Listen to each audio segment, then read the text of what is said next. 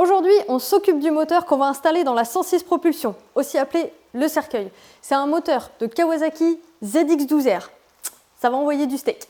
Comme le moteur ne sera pas installé de manière conventionnelle dans la voiture, nous, il sera installé en longitudinal, donc c'est-à-dire que le pignon de sortie de boîte sera vers le pont. On a acheté une plaque pour éviter que ça déjauge, on a un peu anticipé les choses. Elle sera placée entre le bloc moteur et le carter d'huile. Le carter qui est installé, c'est déjà un carter plat, on a fait la modification de toute façon dessus, mais comme c'est déjà fait, tant mieux. Et comme on ne connaît pas l'état de santé actuel du moteur, on va commencer par une petite révision simple, on va lui faire un jeu aux soupapes, et en fonction, on avisera si on a envie d'aller plus loin ou pas. Alors, à ce moment-là, ce qu'elle ne savait pas, c'est qu'elle allait démonter le moteur dans son intégralité. Allez, assemblage, on défait au milieu, on lui met le support moteur maison. Ça fait peur un peu. Un peu, ouais. Que sur 3 points, c'est un peu flippant. Un petit peu, ouais. Surtout que là, ça force vachement de ce côté. Hein. Il tire une gueule, le truc, laisse tomber. Descends-le doucement. Oh là là. On va tester. Ok, bon. Faut penser à une autre idée. Je vous explique la galère. De ce côté-là, c'est bon. Par contre, de l'autre côté, il n'y a qu'un seul point de fixation. Il n'y a que ce point-là sur lequel je peux me prendre. De l'autre côté, il n'y en a pas. Alors, je peux me prendre là, mais j'aurais peur que ça casse. Il n'a pas été conçu, le support, pour ce moteur. Donc, on va devoir intervenir sur le moteur sans ce support moteur là. On va le poser à même la table élévatrice pour pouvoir intervenir sur les soupapes. Et pour pouvoir lui installer la plaque qui est juste ici, on va devoir le retourner, le basculer. Ça fait chier parce que du coup, on n'est pas confort pour travailler. Il aurait fallu un support moteur type broche. On l'oriente peut-être comme ça, en faisant gaffe au faisceau. Faut pas qu'on l'écrase. Ça va reposer par contre sur les pipes. C'est ça qui me plaît pas. Ça, c'est le carter d'huile dont on parlait. C'est le fameux carter où on va installer du coup cette plaque pour pas que ça déjauge par rapport à la position que le moteur aura. Il a été coupé, on le voit, il est plat. C'est pour permettre d'avoir un moteur le plus bas possible et pas être embêté par un carter un peu chiant qui prend de la place. Parce qu'il y a peut-être quoi? Il y a peut-être facile un 10 cm, voire même plus, qui a été supprimé. Là, on va défaire toutes les vis. On va retirer le carter d'huile, installer la plaque pour pas que ça déjauge. Après, on nettoiera le plan de joint, on installera un nouveau joint et on regardera le manuel d'atelier pour connaître les couples de serrage qui ont été appliqués. Au moins, on sait qu'il faut acheter des joints. On va en acheter 2 vu qu'on a une plaque comme ça là. Soit on part sur 2 joints, je sais plus comment ils s'appellent ces joints là, c'est un joint à moitié métal, aluminium, mais un peu papier, tu vois. Soit on part sur des joints comme ça, on en prend 2. Soit je mets de la pâte à joint. Je suis plus joint papier que pâte à joint. Et là, dans ce carton là, j'ai un embrayage. Et c'est l'embrayage d'origine de la moto. Du coup, la question que je me pose, c'est qu'est-ce qu'il y a comme embrayage d'installer actuellement sur ce moteur? Donc on va regarder, ça se trouve il n'y a même pas d'embrayage demi et lui il avait été démonté, je sais pas, révision. Peut-être que les disques ils sont rincés, ils étaient à remplacer, du coup il a tout changé. Donc on va regarder et j'espère avoir une surprise. Genre embrayage renforcé, ce serait trop bien. De toute façon il manque 5 vis donc c'est pas moi. De quoi? T'as entendu le bruit? Oui, j'ai entendu une vis qui a fait... C'est pas moi. J'ai fait ça et ça fait grrrr. Ouais, c'est bizarre. Ça m'inquiète un peu. Mais on aurait dit que ça venait de là-dedans. Hein. Là, on peut avoir une très mauvaise surprise. Oui. Ça pue. Le bruit là qu'on vient d'entendre là. Gling. Le bruit qu'on vient d'entendre et le fait que les vis soient pas serrées, ça pue. Ouais. Ça annonce pas une bonne nouvelle. Tu mets sur quoi? Il a retiré l'embrayage? Non, un truc qui se balade dedans. Pour moi, il y a un embrayage dedans. Mais il y a quelque chose qui, soit de la casse, soit je sais pas, un truc pas serré. Je sais pas trop. On va voir. Et voilà, pas d'embrayage. Mais voilà, mais c'était sûr en fait! C'était sûr! Donc ça se trouve, il avait mis un embrayage renforcé, il l'a retiré pour le vendre à côté. C'est possible. Ah, fait chier, la déception. Bon, au final, ce sera pas une petite révision. On a contrôlé les pièces qu'on a démontées, ne serait-ce que ce carter-là. Carter d'embrayage, ça nous va pas du tout. Il y a des traces de griffures et on a peur qu'il y ait un disque d'embrayage qui est éclaté, qui soit reparti dans le moteur, qui aurait pu faire de gros dommages. Donc on va complètement démonter le moteur et on va regarder ce qui se passe à l'intérieur. Grosse révision en vue.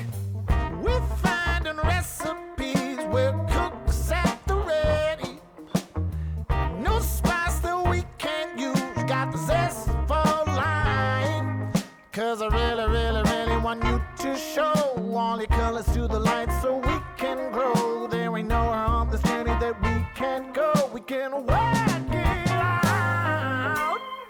If you're lost in the blue, just tell me what you to open it down. The love is some more. If you follow the light, show me the right path to walk on, to open our hearts. Ils sont en bon état. Un peu de calamine, mais c'est normal. Mais le cylindre est plutôt en bon état. Ça, c'est cool. Les pistons sont très calaminés sur le dôme par contre. Il faudra qu'on fasse un gap au niveau des segments pour voir si on est encore dans les cotes. On nettoiera, je pense, les pistons. On en profite, on rachète un joint de culasse, on rachète un joint d'embase. Le joint pour le carter d'huile. On verra pour l'embrayage aussi. S'il y a besoin de prendre un embrayage renforcé ou pas, je pense qu'il va falloir qu'on trouve un embrayage renforcé du coup. Et voilà. Bon, on continue de démonter le bloc parce que c'est pas tout, mais faut que ça avance.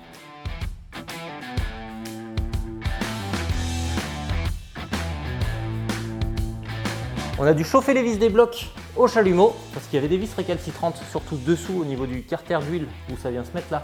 Ça permet de séparer les deux blocs correctement. Là maintenant il reste à taper pour pouvoir faire la séparation comme il faut.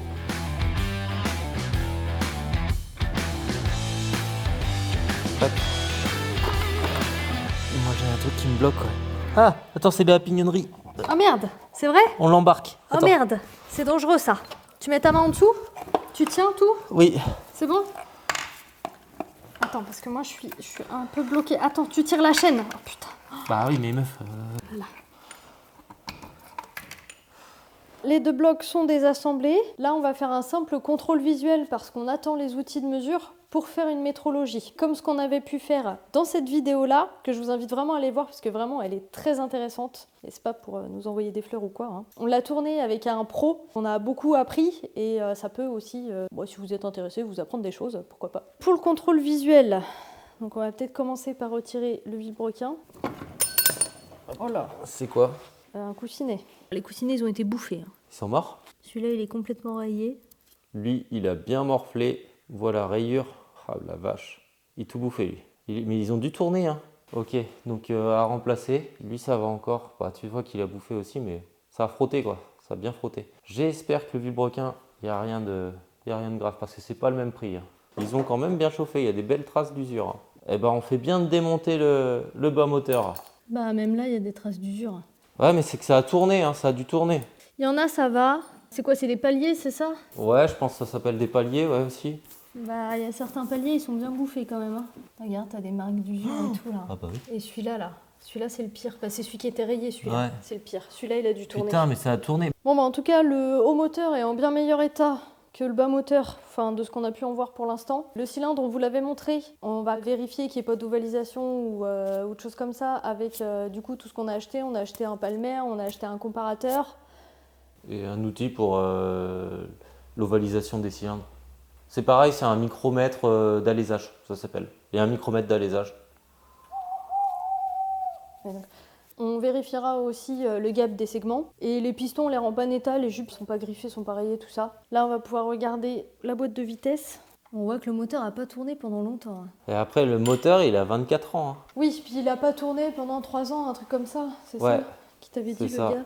Les fourchettes ont pas l'air d'avoir bouffé. Hein. Là, il y a une petite trace de frottement, mais c'est hyper léger. Faudrait mesurer aussi. Oui, le petit bitonio là de la fourchette se mesure, et ça c'est pareil là.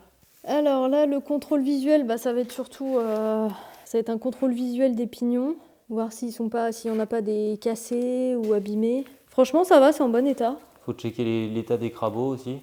Là, c'est pareil, il n'y a pas de trace de frottement. Visuellement, c'est beau. Les pignons s'engagent bien et tout les uns dans les autres, donc nickel. Mais on verra tout ça dans la métrologie.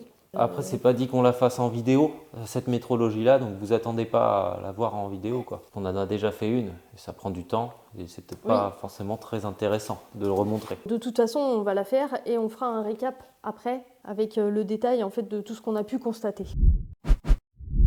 Parce qu'on vous montre tout sur Mécanoob, il y a eu une galère de vis.